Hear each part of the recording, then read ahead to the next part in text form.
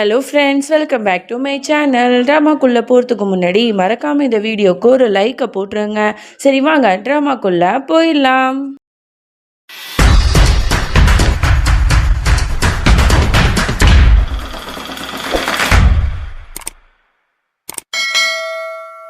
Starting சீனில் சஞ்சனாவை தான் காட்டுறாங்க. அவளை பற்றின ரகசியத்தை கண்டுபிடிக்கணுங்கிறதுக்காக சிந்து பைரவி 2 பேருமே ஒன்றா சேர்ந்துருவாங்க. இங்கே சஞ்சனாக்கு ஒரு கால் வருது. இந்த மாதிரி உன்னோட அண்ணனுக்கு ஆக்சிடென்ட் ஆயிடுச்சு அப்படின்னு சொல்லிட்டு இதை கேட்டு உணவு பயங்கரமாக பதறிட்டு இருக்கா.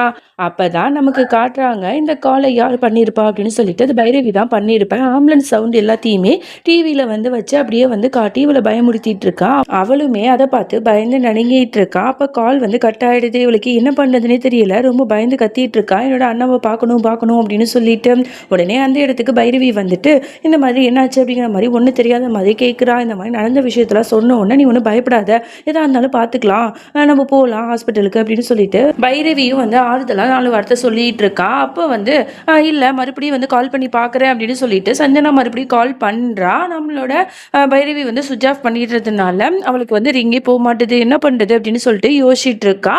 இந்த நேரத்தை பயன்படுத்தி சிந்து சஞ்சனாவோட ரூமில் போயிட்டு ஏதாவது ஆதாரம் கிடைக்குதா அப்படின்னு சொல்லிட்டு போய் தேடிட்டு இருக்கா.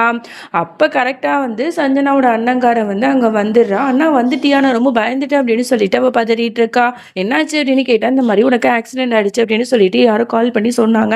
நான் பயந்துட்டேன்னு சொல்லும் போது இதான் ராங் நம்பராக இருக்கும், நீ ஒன்றும் நம்பாத, பார்த்துக்கலாம் அப்படின்னு சொல்லிட்டு வா ரூமுக்கு போகலாம் அப்படின்னு சொல்லிட்டு 2 பேரும் ரூமுக்கு போகிறாங்க. பைரவிக்கு என்ன பண்ணுறதுன்னு தெரியல. உடனே சிந்துக்கு கால் பண்ணி இதை இன்ஃபார்ம் பண்ணலான்னு பார்க்குறா. இங்கே நம்மளோட சிந்து எங்கே பார்த்தாலும் தேடிட்டு இருக்கா. அவளுக்கு ஒரு பேப்பர் கிடைக்குது.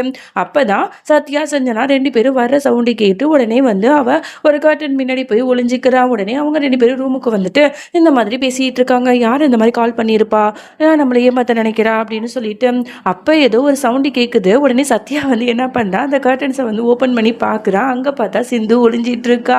நல்லா மாட்டிக்கிறா. இங்கே என்ன பண்ணுறீங்க சிந்து அப்படிங்கிற மாதிரி கேட்குறான்.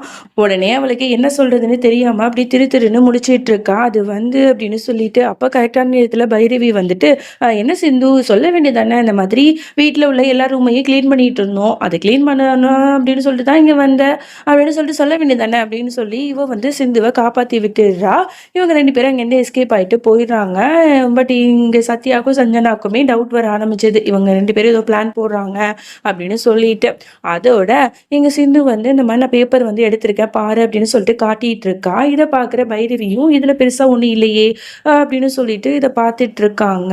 ஆனால் இதை பார்த்துட்டு இதை நம்ம எடுத்தது தெரிஞ்சால் பெரிய பிரச்சனையாயிடுமே, இதை நம்ம அங்கேயே வச்சிடணும் அப்படின்னு சொல்லிட்டு உடனே யோசிச்சுட்டு இருக்காங்க. அப்போ சஞ்சனா இங்கே ரூமில் இந்த மாதிரி எல்லாத்தையும் தேடி பார்த்துட்டு இருக்கா. அக்கா அண்ணா முக்கியமான பேப்பர் காணும் அப்படின்னு சொல்லிட்டு அதெல்லாம் அங்கே தான் இருக்கும், தேடிப்பாரு அப்படின்னு சொல்லிட்டு சத்யாவும் சொல்கிறான். அப்போ கரெக்டாக அந்த இடத்துக்கு பைரவி உங்களுக்கு அதை சாப்பிடாத ஏதாவது வேணுமா அப்படின்னு சொல்லிட்டு பேச்சு மாற்றிக்கிட்டே இருக்கா. அந்த கேப்பை பயன்படுத்தி நைஸாக அந்த லெட்டரை தூக்கி எங்கே இருந்துச்சோ அங்கேயே வச்சுட்டு அங்கேருந்து வந்துடுறா. அப்புறம் சத்யா போயிட்டு நான் தேடி பார்க்குறேன் அப்படின்னு சொல்லிட்டு அவன் போயிட்டு ராவத்தை பார்க்குறான். அந்த லெட்டர் அங்கே தான் இருக்குது, பாத்தியா எல்லா லெட்டரும் இங்கே தான் இருக்குது, நீ ஒன்றும் பயந்துட்டு இருக்காத, நீ தப்பாக தேடியிருப்ப, அதான் கண்ணு தெரியாமல் நடிச்சு உனக்கு உண்மையாக கண்ணு தெரியாமல் போயிட்டு போகல அப்படிங்கிற மாதிரிலாம் சொல்லிட்டு இருக்கான். சஞ்சனாக்கு ஒன்றுமே புரியல. இப்போ தானே தேடணும், இப்போ எப்படி இந்த லெட்டர் வந்துச்சு அப்படிங்கிற மாதிரி யோசிச்சுட்டு இருக்கா. அதோட நைட் ஆகிடுது. இங்கே நம்மளோட வீடும் குளிச்சு ஃப்ரெஷ் ஆகிட்டு நிற்கிறான். அப்போ சிந்து என்ன நினச்சான்னு தெரில, ஓடி போய் அவனை ஹக் பண்ணிக்கிறா. ரொமான்டிக்காக அவன்கிட்ட கட்டி பிடிச்சி பேசிகிட்டு இருக்கா. என்ன மேடம் ரொம்ப ரொமான்டிக்காக மூடில் இருக்கீங்க போலையே அப்படிங்கிற மாதிரி வீரம் கிண்டல் பண்ண உடனே சிந்து சொல்கிறா, அப்பெல்லாம் ஒன்றும் இல்லையே அப்படின்னு சொல்லிட்டு பிளாங்கெட்லாம் எடுத்து போட்டுட்டு இருக்கான்.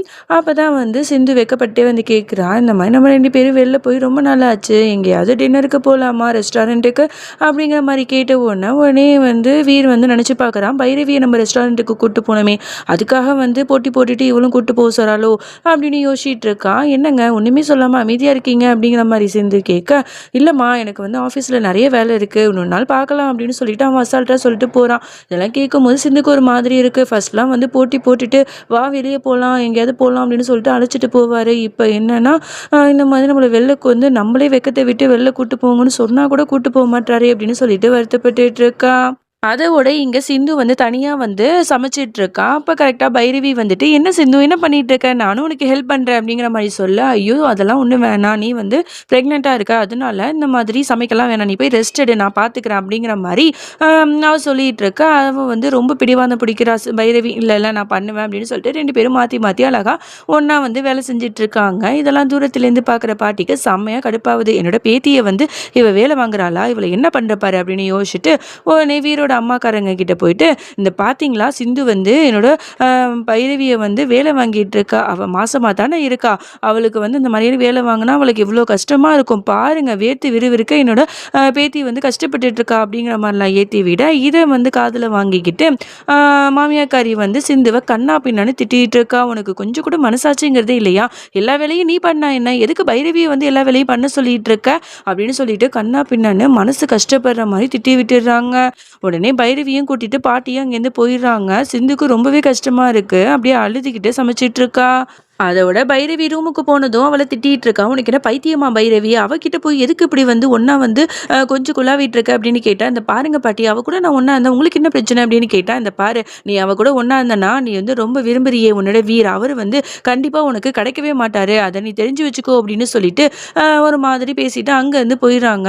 பைரவிக்கு என்ன சொல்றதுன்னே தெரியல. ஏன்னா வீர் மேல அவ பொசசிவா இருக்கிறதுனால, உடனே வீருக்கு கால் பண்ணி, இந்த மாதிரி "நம்ம எங்கேயாவது வெளில போலாமா?" அப்படிங்கிற மாரி கேட்கும்போது, இவன் வந்து டக்குன்னு மூஞ்சில அடிச்ச மாரி இவனுக்கு சொல்ல முடியல. ஏன்னா சிந்துட்ட சொன்ன மாரி இவகிட்ட சொல்ல முடியல. ஏன்னா இவ வயித்துல குழந்தை இருக்குல்ல. ஸோ இவ ஆசைப்பட்டது எல்லாமே அவ பண்ணணும்னு தான் எதிர்பார்ப்பா. "இல்லம்மா இந்த மாரி பிசினஸ் மீட்டிங் இருக்குன்னு இந்த மாரி சத்யா சொல்லிட்டு இருந்தான். நான் என்னன்னு கேட்டு சொல்றேனே." அப்படின்னு சொல்லிட்டு, உடனே வந்து கால வச்சிடுறான். அப்ப சத்யாட்ட ஃபோன் பண்ணி கேட்டா. அப்ப வந்து சத்யா சொல்லிட்டு இருக்கா. "ஆமா வீர், ஒரு மீட்டிங் மாரி இருக்கு. அதுல பெருசா நம்ம யாரும் கிடையாது.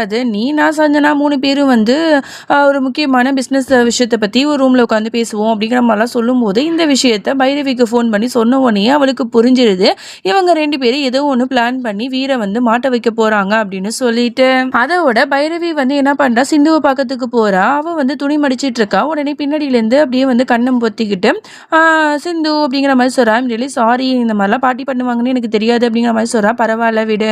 என்னதான் இருந்தாலும் நீ கேட்டாலும் நான் உன்ன வேலை செய்ய விட்டுருக்க கூடாது." அப்படின்னு சொல்லும்போது, அப்பதான் இந்த மாரி சத்யா, சஞ்சனா, வீர் 3 பேரும் ரூம்ல வந்து இந்த மாரி ஹோட்டல்ல மீட் பண்ணிக்க போறாங்களாம். "நம்ம அங்க கண்டிப்பா போணும். ஏதோ ஒரு தப்பா நடக்கிற மாரி இருக்கு." அப்படின்னு சொல்லும்போது, சிந்துவும் ஓகே சொல்றா. அதோட இங்க இந்த மாதிரி சத்யா வந்து இந்த ஹோட்டல்ல வந்து மீட் பண்ணி பேசிட்டு இருக்கா.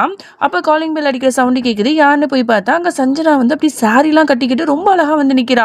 அவனுக்கு ஒண்ணுமே புரியல. "என்னடா அது ரொம்ப மார்க்கமா இருக்காளே!" அப்படின்னு சொல்லிட்டு பார்த்துட்டு, "வா" அப்படிங்கிற மாரி சொல்றான். 3 பேரும் ஒண்ணா உட்காந்து பேசிட்டு இருக்காங்க. ஸோ கண்ணாலேயே வந்து சத்யா வந்து அவருக்கு சைகை காட்டிட்டு, "இந்த மாரி முக்கியமான கால் வந்திருக்கு. நான் வெளில போறேன். நீங்க 2 பேரும் பேசிட்டு இருங்க." அப்படின்னு சொல்லிட்டு அவன் பாட்டு அங்கேருந்து போயிடுறான். இங்க சிந்து, பைரவி 2 பேருமே வந்து வீட்ல இருக்கிறவங்க எல்லாத்துட்டயுமே வந்து ஒரு பொய் சொல்லிட்டு, வீட்லேருந்து வெளில வந்து அந்த ஹோட்டலுக்கும் வந்துடுறாங்க. அந்த ரூமுக்கு போலாம் அப்படின்னு சொல்லிட்டு முயற்சி பண்ணிட்டு இருக்காங்க.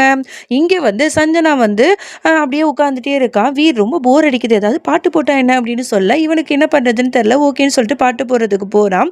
அப்ப வந்து அவ இருமுற மாரி ஒரு ஆக்டிங்க போடுறா. உடனே அவ தண்ணி எடுக்கிறதுக்காக போற கேப்ல சரக்குல வந்து இந்த மாரி ஏதோ ஒண்ண வந்து கலந்துடுறா. உடனே வந்து அ அதுக்குள்ள அவன் தண்ணி எடுத்துட்டு வந்து குடுத்த உடனே அப்படியே குடிச்சுக்கிட்டு, வீர் இப்ப இருக்கு உனக்கு. இத மட்டும் நீ குடிச்சா நீ காலி மவனே." அப்படிங்கிற மாரி மனசுலயே நெனச்சிட்டு இருக்கா. வீருமே வந்து அந்த சரக்கு அப்படியே வந்து குடிக்கிறதுக்காக போறான். கரெக்ட்டா அந்த நேரத்துல சிந்து வந்துட்டு, "வீர் அத குடிக்காதீங்க. அதுல ஏதோ கலந்திருக்கு." அப்படிங்கிற மாரி சொல்றா. "என்ன சொல்லிட்டு இருக்க? அதெல்லாம் ஒண்ணும் இல்ல." அப்படிங்கிற மாரி வீரு சொல்லிட்டு இருக்க. இது எல்லாத்தையுமே வந்து சத்யா வந்து இந்த மாரி தெரிஞ்சுக்கிட்டு அவன் வந்து வேகமா வந்து ரூமுக்கு வரான். பைரவி வந்து வரவிடாம தடுத்து பார்க்குறா. அவளால முடியல. அப்புறம் அவ போய் ஒளிஞ்சிக்கிறா.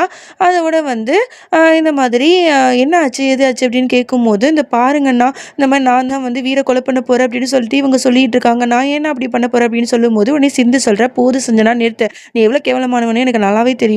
இந்த மாதிரிலாம் நடிக்காத." அப்படின்னு சொல்லும்போது சத்யாவுக்கு கோவம் வந்தது. "இந்த பாருங்க வீர், சிந்து வந்து ஏன் இப்படி மோசமா நடந்துக்கிறாங்க? சத்யா ஏற்கனவே வந்து சஞ்சனாக்கு கண்ணு தெரியல. அதுவும் உங்களால தான்னு உங்களுக்கு நல்லாவே தெரியும். அவ மனசொடிஞ்சு போயிருக்கா. அவள மேன்மேலும் இந்த மாரி கஷ்டப்படுத்தாதீங்க." அப்படின்னு சொல்லிட்டு இருக்கும்போது, உடனே பைரவியும் வந்து, "ஆமா வீர், இவங்க 2 பேரும் ஃப்ராடுங்க. இவங்கள நீங்க நம்பாதீங்க. சிந்து சொல்றதெல்லாம் உண்மைதான்." அப்படின்னு சொல்லிட்டு சிந்துக்கு இவ சப்போர்ட் பண்ணிட்டு இருக்கா. 2 பேரும் மாறி மாறி சத்யா, சஞ்சனா தப்பானவங்கன்னு சொல்லும்போது வீருக்கு என்ன சொல்றதுன்னு தெரியாம முழிச்சிட்டு இருக்கா. அப்ப கரெக்ட்டா வந்து சத்யா வந்து வீட்ல எமோஷனலா பேசிட்டு இருக்கான். போது வி அ நீங்க வந்து என்னோட பெஸ்ட் ஃப்ரெண்ட்ன்னு நெனச்சு தான் உங்க வீட்ல வந்து நான் தங்குனேன். அதுக்கப்புறம் பிசினஸ் பார்ட்னராவும் நான் சேர்ந்துக்கிட்டேன். இதுக்கப்புறம் உங்களோட மனைவிங்க 2 பேரையும் நான் அசிங்கப்படுத்தினதுக்கு அப்புறமா, இந்த உறவ நம்ம முறிச்சுக்கலாம் அப்படின்னு சொல்லிட்டு ரொம்ப எமோஷனலா பேசினோனே வீருக்கு கோவம் வந்துருது. உடனே சிந்துவ புடிச்சு திட்டிட்டு இருக்கான். "உனக்கு என்ன பைத்தியமா? லூசு மாரி ஏதாவது ஒண்ணு கிடக்க ஒண்ணு பண்ணிட்டே இருப்பியா? உன்கிட்ட ஏதாவது ஆதாரம் இருக்கா?" அப்படிங்கிற மாரிலாம் கேட்கும்போது, சிந்துக்கு என்ன பண்றதுன்னு தெரியாம, "இந்த ஜூஸ நானே குடிச்சு காட்டுறேன்" அப்படின்னு சொல்லிட்டு அதை எடுத்து அவ அப்படியே குடிச்சிடுறா. எல்லாரும் அதிர்ச்சியா பார்த்துட்டு இருக்காங்க. சஞ்சனாலாம் ஐயையோ! நம்ம மாட்டோங்கிற மாரியே முழிச்சிட்டு இருக்கா. உடனே நம்மளோட சிந்து அப்படியே மயக்க போட்டு அந்த இடத்திலேயே விழுந்துடுறா.